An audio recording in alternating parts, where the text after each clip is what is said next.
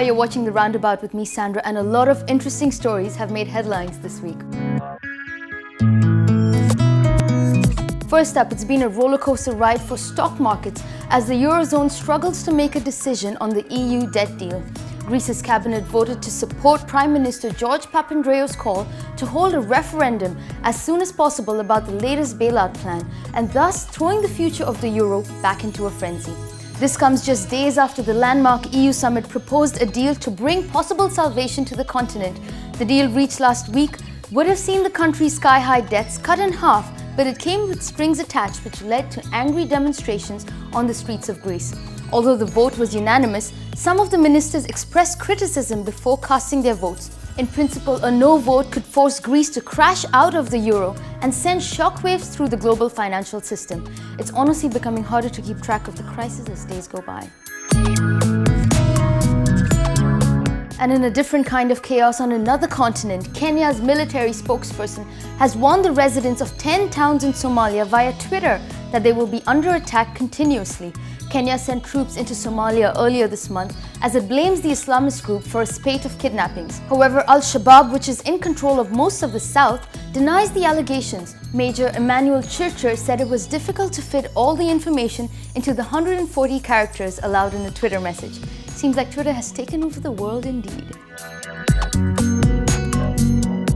In sports news now, and two top international cricket players from Pakistan were found guilty of plotting to cheat and take bribes in a major match against England last summer.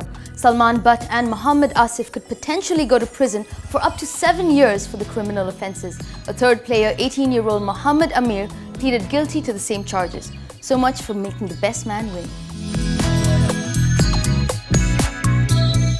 Moving on, Dracula's author Bram Stoker's private journal has been found after sitting unnoticed on his great-grandson's bookshelf in England for at least a year. The thin, unmarked book contains notes that would inform of his legendary novel Dracula and other stories. An annotated book will be published next March to mark 100 years of Stoker's death in 1912. That's definitely going to be one bloody good read.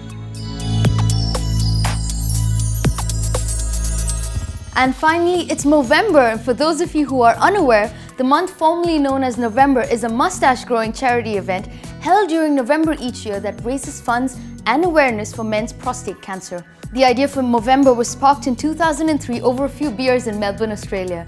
Men around the world go clean-shaven and grow a mustache all month long, garnering support from friends and family in the form of donations. While October is all about going pink, Movember is all about the mustache, making it a symbol much like the pink ribbon. So guys, how about doing something different this November, all in the name of charity? And while you're at it, don't forget to send us your pics or post them on our Facebook page. That's all the news we have for you this week. I'll see you next week.